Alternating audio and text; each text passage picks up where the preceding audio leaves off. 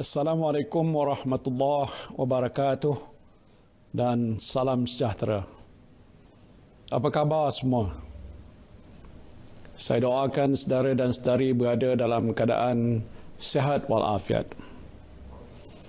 Alhamdulillah, saya ingin merafakkan rasa syukur kehadrat Allah Subhanahu wa taala kerana dengan izin dan limpah kurnia-Nya kita diberikan kesempatan untuk menyambut Hari Pekerja pada tahun ini. Saya ingin mengucapkan selamat Hari Pekerja pada semua warga pekerja di Malaysia. Ini merupakan tahun kedua kita menyambut Hari Pekerja dalam keadaan sederhana tanpa perhimpunan di peringkat kebangsaan sebagaimana biasa.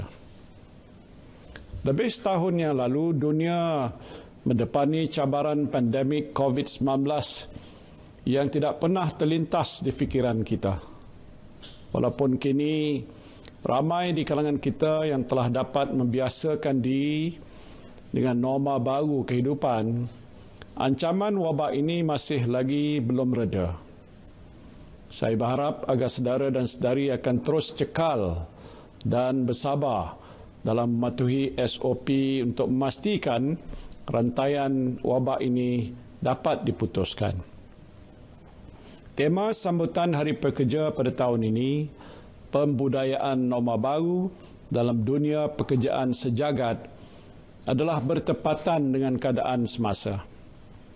Saya sedar bahawa selepas lebih setahun kita berdepan dengan wabak ini, ramai di kalangan saudara dan saudari sekalian yang masih bekerja keras membina semula kehidupan akibat wabak COVID-19. Kini kita berada di tahap kelima strategi 6R, Pelan Komprehensif Pemulihan Ekonomi, iaitu untuk memperkasa atau revitalize ekonomi secara menyeluruh. Ini ditumpukan pada usaha untuk merancak dan melonjakkan semula aktiviti ekonomi demi kelangsungan masa hadapan saudara dan saudari sekalian, sama ada yang terjejas pendapatan maupun yang hilang pekerjaan. Dalam mencapai hasrat ini, kerajaan telah memperkenalkan beberapa pakej rancangan ekonomi bagi membantu rakyat dan perniagaan serta melindungi ekonomi. Melalui prihatin, penjana, permai dan terkini pemerkasa, sejumlah lebih 300 bilion ringgit telah pun diperuntukkan dan pelbagai usaha kerajaan untuk membantu golongan pekerja dalam mengekalkan pekerjaan dan menangani cabaran kadar pengangguran telah pun dilaksanakan melalui inisiatif di bawah Perkeso dan HRDF, termasuk memperkokoh saringan kesihatan pekerja. Kerajaan juga berusaha untuk memastikan golongan pekerja mendapat manfaat daripada peruntukan yang besar pakej-pakej rancangan ekonomi ini. Ini adalah untuk memastikan bukan sahaja nyawa rakyat dapat dilindungi, tetapi pekerja akan terus memperolehi perlindungan aspek ekonomi untuk meneruskan kehidupan. Saudara dan saudari yang saya kasihi sekalian, semenjak lebih setahun yang lalu saya telah menggariskan 3 strategi utama bagi membantu meringankan beban saudara dan saudari serta membantu warga pekerja secara khususnya dalam berdepan dengan kesukaran semasa wabak COVID-19 ini. Strategi pertama ialah mengekalkan pekerjaan. Strategi kedua, melindungi hak pekerja. Manakala strategi ketiga, mencipta peluang pekerjaan. Strategi pertama yang telah saya tekankan ialah usaha kerajaan untuk memastikan pekerja dapat kekal dalam pekerjaan dan mengekalkan sumber pendapatan. Inisiatif seperti penempatan pekerjaan yang lebih bersasar program peningkatan kemahiran dan latihan semula termasuk digitalisasi serta pewujudan platform latihan yang mudah diakses secara dalam talian telah pun memberikan manfaat kepada pelbagai pihak, antaranya program subsidi upah, program pengekalan pekerjaan dan penjana kerjaya di bawah Perkeso serta penjana HRDF. Kerajaan turut membelanjakan lebih 800 juta ringgit yang memanfaatkan pekerja dan majikan. Kerajaan juga terus berusaha untuk meningkatkan kemahiran tenaga kerja dalam mempersiapkan keboleh pasaran untuk pekerjaan masa hadapan. Walaupun banyak institusi latihan terpaksa ditutup berikutan tempoh PKP, sesi pengajaran dan pembelajaran secara dalam talian tetap diteruskan dan program latihan secara modular dan micro-credentials diperluaskan. Sebagai salah satu usaha pendigitalan kerajaan, hub e-pembelajaran baru yang dikenali sebagai e-latih telah dibangunkan untuk membolehkan rakyat Malaysia mengakses secara percuma lebih 300 modul latihan pengembangan kemahiran yang disediakan berdasarkan keperluan industri Malaysia. Kerajaan melalui Perbadanan Tabung Pembangunan Kemahiran akan memperkenalkan dasar pinjaman boleh ubah program pinjaman latihan kemahiran bagi peringkat diploma lanjutan kemahiran Malaysia sejajar dengan hasrat kerajaan untuk meningkatkan bilangan pekerja mahir dalam negara selain mengurangkan kebergantungan terhadap pekerja asing. Strategi kedua kerajaan ialah untuk membela hak saudara dan saudari sebagai warga pekerja dengan lebih baik. Ini dilakukan melalui usaha pembaharuan Undang-Undang Buruh yang menyeluruh. Dalam hubungan ini, pindaan Akta Standard Minimum Perumahan, Penginapan dan Kemudahan Pekerja 1990, iaitu Akta 446, telah dilaksana dan dikuatkuasakan selain pengubalan Ordinan Darurat Pindaan 2021 selaras dengan proklamasi darurat bagi membendung penularan wabak COVID-19, terutamanya yang melibatkan kluster penginapan pekerja. Melalui ordinan darurat ini, pemakaian Akta 446 juga telah diperluaskan ke Sabah dan Sarawak. Selain itu, kerajaan juga dalam proses untuk menambah baik dan meminda undang-undang perburuhan, contohnya Akta Kerja 1955, dengan meluaskan skop pemakaian pada semua pekerja dalam sektor swasta tanpa mengira had gaji, memanjangkan cuti bersalin kepada 90 hari dan pemberian cuti paternity selama 3 hari.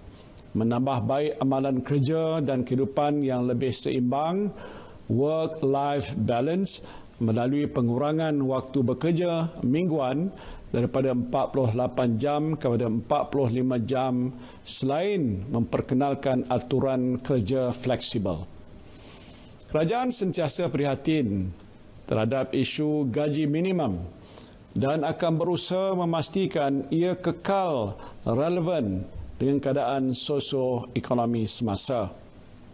Untuk tujuan ini, kajian semula Perintah Gaji Minimum 2020 sedang dijalankan.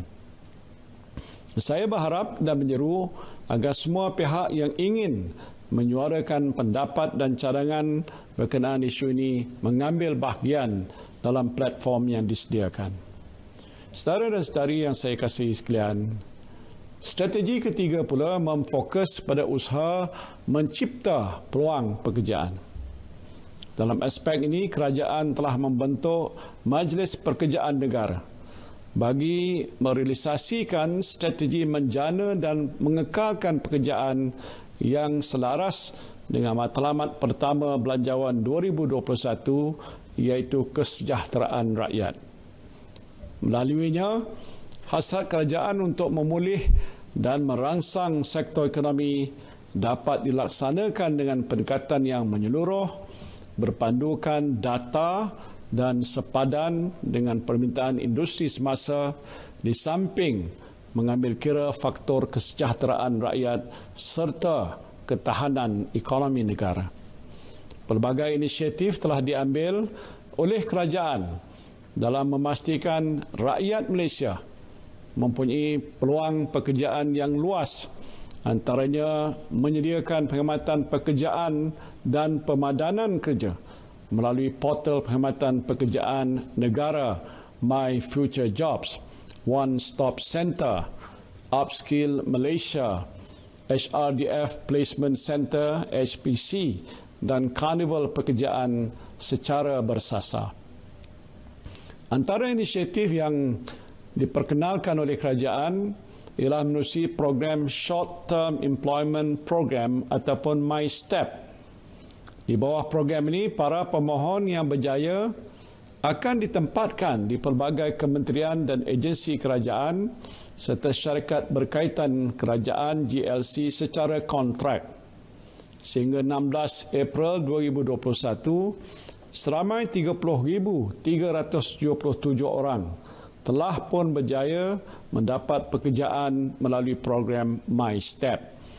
Daripada jumlah ini, seramai 27,503 pemohon telah ditempatkan di sektor awam, manakala 2,874 orang pula ditempatkan bersama GLC dan rakan-rakan strategiknya. Inisiatif ini disasarkan akan mengurangkan jumlah pengangguran, khususnya di kalangan lepasan universiti dan anak-anak muda kita. Saudara dan saudari yang saya kasihi sekalian, hasrat kerajaan juga adalah untuk memastikan kemakmuran negara dinikmati bersama tanpa ada sesiapa pun yang tertinggal. Sudah tentulah warga pekerja seperti saudara dan saudari sebagai frontliners bidang ekonomi dan pembangunan negara mempunyai tugas dan peranan yang sangat penting untuk mencapai hasrat tersebut.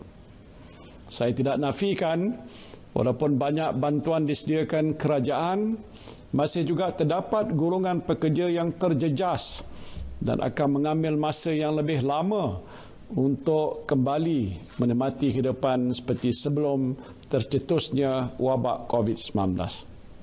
Namun saya yakin bahawa rakyat Malaysia, khususnya warga pekerja, akan kekal berdaya tahan dan saling memperkokoh dalam menyumbang kepada pemulihan ekonomi negara kita.